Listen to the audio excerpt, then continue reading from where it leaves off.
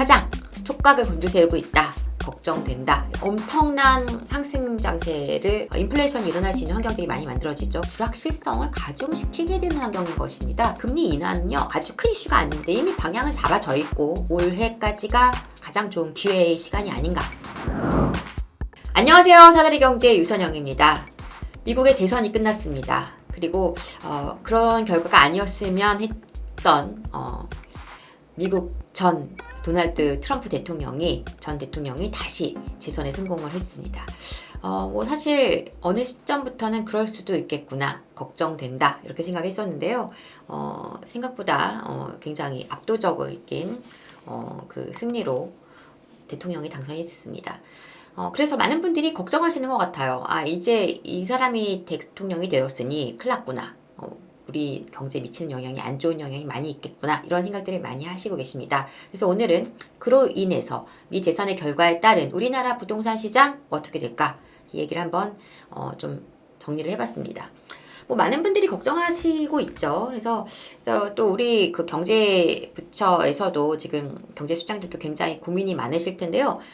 여러 가지 긴급회의도 열고 대책회의도 열고 그러고 있죠.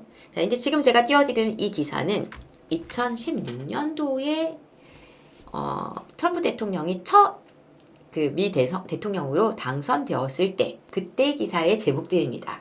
참 신기한 것은 그때나 지금이나 별반 다르지 않아요. 놀랍고 파장, 촉각을 곤두세우고 있다. 긴급대책회의하고, 네, 그렇습니다. 미국의 대통령이 바뀌면 항상 그렇게 될 수밖에 없는 것이긴 하지만 유독 지금 그럴 수밖에 없기는 하죠.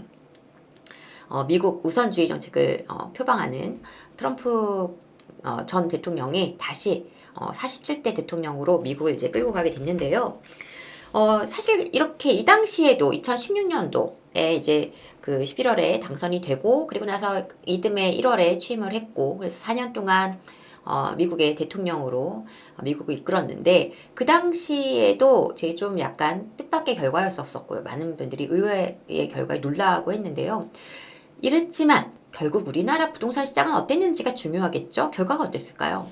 우리의 부동산 시장은요, 엄청난 상승 장세를 사실 기록했던 기간이었습니다. 2017년 1월부터 해서 2021년 1월까지. 이 사이에 이제 우리나라 부동산 시장, 특히 서울의 부동산 시장은요, 무려 50% 이상의 상승을 했어요. 그리고 2020년 이후에는 또 코로나 사태로 인한 금리 인하까지 터지게 되면서 유동성 장세가 강하게 또 발동하는 그런 환경이 되었죠. 그래서 여러 가지 어떤 우려가 있었지만 우리 부동산 시장은 오히려 굉장히 크게 많이 올랐던 그런 시기에 상승 장세를 계속 보여주던 그런 꽤 많은 상승이 일어났던 기간이었습니다. 자, 그러면 이건 무슨 것을 의미하는 것일까요? 사실상 여러 가지 대외적인 변수, 악재, 이런 것들이 사실 늘 존재합니다만, 결과적으로는 우리 시장의 에너지가 가장 중요하다는 겁니다. 이 당시에 여러분들 기억하시는 이제 문재인 정부가 출범을 했고, 여러 가지 규제를 강하게 옥죄오면서 강력한 어떤 부동산 정책들을 사실은 폈지만, 모두 실패했죠. 그리고 그동안의 공급의 어떤 수급의 불균형으로 인해서 이제 전세값과 매가가 올라갔던 그 시장에서 이제 지나서 이제 유동성 장세로 오면서 투자 수요들이 엄청나게 부동산을 매입하는 그런 환경으로 가게 됐던 게 사실은 그 기간이었습니다. 그래서 우리 시장 자체의 에너지와 힘으로 결국은 외부적인 변수와는 약간 별개로 움직였던 시장이었고, 그게 영향을 미쳤다면은 이제 코로나 사태가 터지면서 금리가 인하됐던 그 시점이 부분에 일정 부분 영향을 미쳤다고 볼 수가 있겠는데요. 제가 드리는 말씀의 핵심이 결국 뭐냐면, 외부적인 변수들이 물론 시장에 영향을 미칠 수는 있지만 더 중요한 건 우리 부동산 자체 시장의 힘이 더 중요하다는 것입니다. 자, 특히나 지금 미국은 굉장히 여러 가지 상황들이 좀 굉장히 이제 좋지가 않았던 상황에서 조금씩 이제 피벗을 시작해서 금리를 이제 인하해 가는 수준 상황이죠. 빅컷을 단행하고 나서 바로 또 이어서 오늘 또 금리를 인하를 했습니다. 기준금리를 0.25%포인트 연준에서 추가 인하를 단행을 했어요. 대선의 결과와는 상관없이 금리를 내렸는데요. 이러다 보니까 우리와의 금리 격차가 이제 1.5%포인트로 더 줄게 됐습니다. 금리는 사실 굉장히 중요한 부분이고요. 미국의 금리 인하가 어느 정도 좀 이어지면 우리 금리도 계속 꾸준하게 그 방향을 이제 밑으로 내려가는 방향으로 갈 수 있고 속도에 문제가 남아있다. 제가 계속 그런 말씀을 드려왔는데요. 사실 이 금리의 문제가 지금 이번에 미 대통령의 어떤 당선 결과에 따라서 굉장히 영향을 미칠 수 있는 부분이긴 합니다. 왜냐? 트럼프 대통령이 지금 여러 가지 어떤 공약들, 내세우는 공약들을 보면은 관세를 높이고, 그래서 여러 가지 대외의 어떤 그 수출입 상황에서 유리한 입지에서 어떤 그 정책들을 펴나가려고 하는 그런 부분들이 있다 보니까 물가 인플레이션이 일어날 수 있는 환경들이 많이 만들어지죠. 그리고 금리를 낮춰서 가려고 하고 또 감세 정책을 펴려고 합니다. 그래서 세금을 지금 그 적게 매겨서 적게 매기려고 하는 그런 정책을 펴려고 하고 있죠. 그래서 그런 모든 것들이 결국은 물가를 올리게 하고 또 뭐 이민 정책을 핀다는가 이런 것들도 이민 정책의 강력한 이민에 대한 지금 바로 당선되자마자 그 얘기를 또 했는데 그렇게 되면 그 임금 문제라든가 이런 것들이 발생하게 되면서 또 인플레를 자극할 수밖에 없는 상황이 되죠. 그래서 인플레이션이 발생하게 되면은 금리를 내릴 수 있는 환경이 되게 어려워집니다. 그래서 그렇게 되면 우리도 금리를 속도 조절을 해야 되는 상황이 올 수 있습니다. 그래서 지금 많은 분들이 걱정하는 거, 물론 지금 트럼프 대통령은 저금리를 좀 저금 정책을 펴려고는 해요. 하지만은 만약에 지금 이런 식으로 정책이 펼쳐지게 된다면 지금 관세 정책이라든가 이런 것들이 그러면 아무래도 이 인플레를 컨트롤하는 연준 입장에서는 금리를 빠르게 내리기는 좀 어려울 환경이라고 생각을 되고요. 그래서 금리 문제, 기준금리 문제가 노출이 될 수밖에 없는데요. 자, 생각해 봅시다. 기준금리를 지금 우리가 이미 피벗을 했죠. 그래서 인하를 한 차례 했고 11월에 이제 28일에 인하할지 여부가 결정이 될 텐데 지금 금리 인하가 되면서 사실상 뭐가 발생했어요?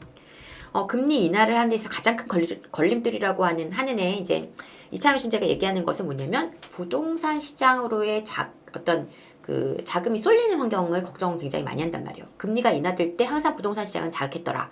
그래서 그것이 되면 뭐가 문제냐? 가계부채가 증가할 거다. 대출을 많이 쓰다 보니까 담보대출을 활용하다 보니까 그래서 금리 인하를 하려면 뭘 막아야 돼?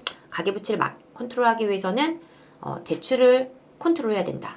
은행으로 부동산으로 들어가는 자금을 막아야 된다. 그래서 대출이 더 이상 발생하지 않도록 해야 된다. 그래서 거기서 연동된 게 뭐냐면 바로 대출 규제를 강화한 것이었잖아요. 그러니까 대출 규제 강화가 부동산 누르고자 하는 것이 아니고 사실은 이 가계부채 문제를 컨트롤하기 위함이고요. 가계부채를 컨트롤하기 위해서 대출 규제를 발생했고 그것은 다시 말하면 금리를 낮추기 위한 어떤 목적인 것입니다. 금리를 낮춰줘야 되는데 부동산 시장으로 자금이 쏠리면서 가계부채 늘어나면 그거 힘들어지니까. 그런데 지금처럼 대통령으로 이제 취임하면서 여러 정책을 펴게 된다면 자칫하면은 금리 인하가 빠르게 되게 어려운 환경이 될 수도 있어요. 자, 그러면은 또 우리 입장에선 뭐냐? 여태까지 강력한 대출 규제 있었었는데 이제 그거 좀 걱정 안 해도 되겠구나. 라고 생각하실 수가 있죠. 자, 사실은 지금 우리 시장에서요.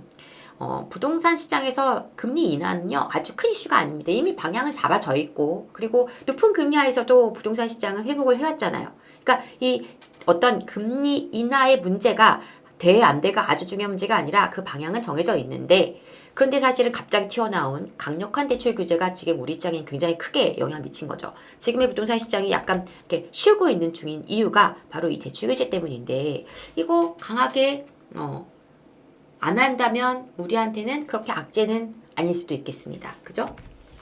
자, 그리고 뭐 트럼프 당선인이 여러 가지 이제 공약들을 내세우는 방향들이 있는데요. 수출, 아까 얘기했던 관세 정책, 뭐 자국에 유리하도록 관세를 높이는 이런 방식으로 하게 되면은 아무래도 우리나라 여러 가지 수출 환경들이 좋아지지 않게 되고 사실은 이 수출은 우리 지금 경제를 굉장히 그래도 여태까지 좀 끌어가줬던 견인해준 역할을 했던 것인데 이것으로 인해서 어떤 성장률에도 영향을 미칠 수 있는 그런 환경이 될 수 있을 겁니다.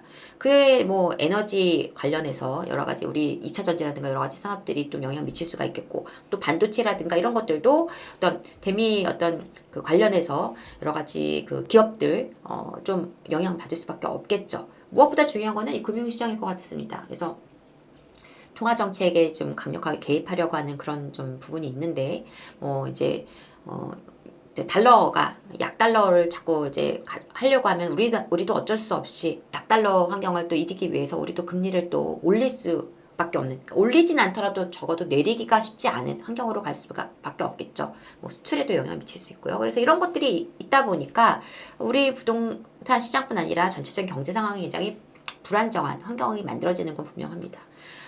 그런데 여기다 더해서 이민 정책 지금 강하게 얘기하고 있는데, 이민 정책 쓰게 되면은 그 임금도 또 다시 올라갈 수밖에 없고, 이런 여러 가지 악재들이 발생하면서 인플레를 유발할 가능성도 높고, 이런 환경들인데요.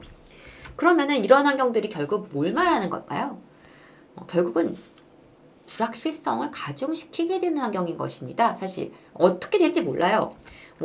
통화 정책을 개입을 하려고 하지만 지금 연준에서 강하게 그걸 이제 반발하면서 꿋꿋하게 밀어갈 수도 있는 것이고요. 어떻게 될지는 좀 봐야 되는데, 이럴지 저럴지 우리가 알 수가 없다 보니까 이런 것들이 불확실한 시장을 불확실성을 가중시키면서 어떻게 이 시장이 변화될까, 우리나라 경제가 어떻게 움직일까 모르는 환경이 되는 거죠.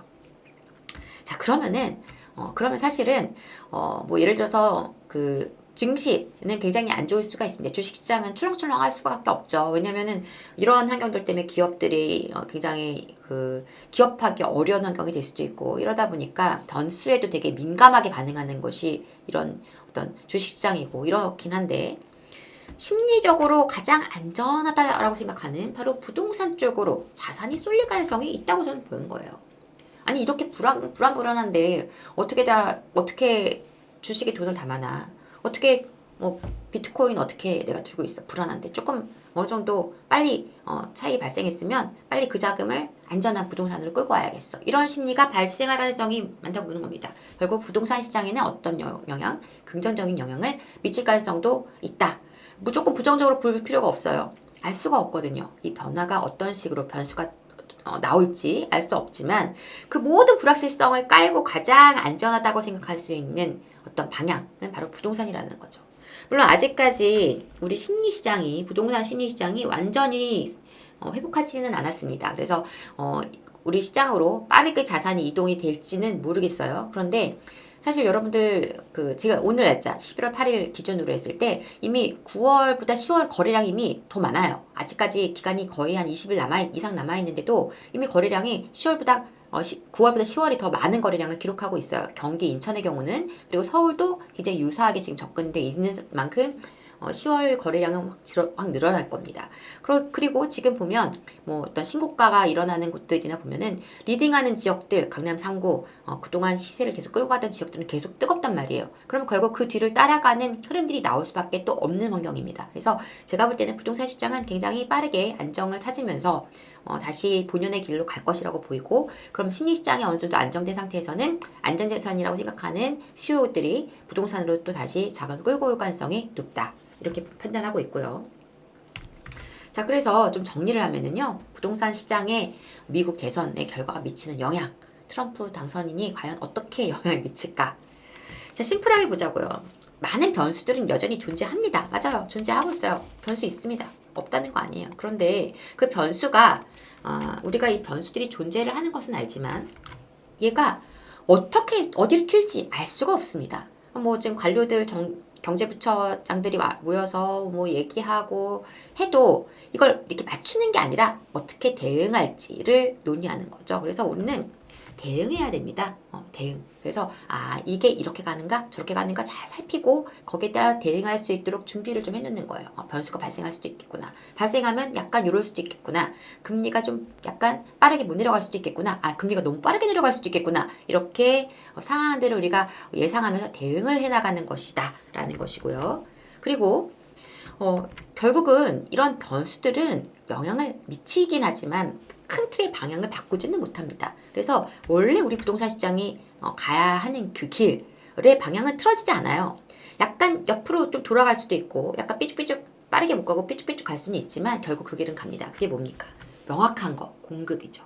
수요와 공급. 이 수요와 공급 문제는 앞으로 우리 시장에 명확한 내비게이션에 말씀드렸죠. 그래서 지금 길은 정해져 있어요. 바로 하루아침에 빵 만들지 못하듯이 공급을 해줄 수가 없다 보니까 우리가 앞으로 2025년, 6년, 27년까지, 28년까지 계속 시장 부족, 공급 부족의 시장으로 갈 수밖에 없어요. 굉장히 심각한 시장이 될 것이고요. 그래서 이게 가장 핵심의 키고 그 주변에 어떤 여러 변수들이 약간씩 작용을 하겠죠.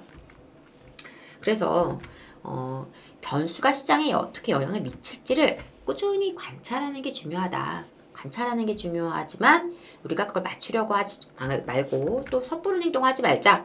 그리고 더 중요한 거, 미국의 지금 정책 변화들이 일어나긴 하겠지만 빠르게 시장에 막 영향을 미치면서 엄청나게 급격하게 막 뭐 인플레가 일어난다든가 이러지는 못합니다. 심리적으로 잠깐 영향을 미치면서 시장이 막 출렁출렁 뭐 주식시장이 막 가격 증시가 막 갑자기 막 올랐다 떨었다 이럴 수는 있겠지만 결국은 이제 어떤 정책들이 이루어지는 과정 속에서 우리 시장도 흐름이 읽혀질 겁니다. 그래서 빠르게 우리 부동산 시장에 단계에 영향을 미치기는 어렵다. 그래서 뭔가 지금 결정을 할 수 있는 환경도 절대 아니다. 그래서 조금 시장의 전체적인 흐름을 좀 찾아가면서 좀 이렇게 봐야 되는 게 맞는 것이고 그 전체적인 흐름 안에서 방향을 천천히 읽어가야지 급하게 트럼프 대통령 지금 당선됐는데 어떻게 되느냐 전화 와요. 사무실에 몇 건이나 전화가 와서 지금 트럼프가 미국 대통령이 됐으니 지금 팔아야 되는지 막 이렇게 물어보시는 분들도 있고 그렇습니다. 지금. 근데 그렇게 결정하시면 안 돼요. 그건 변수니까. 어떻게 될지 모르는 데에다가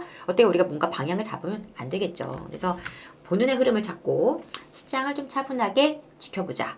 그것이 지금 우리가 해야 될 일이고요.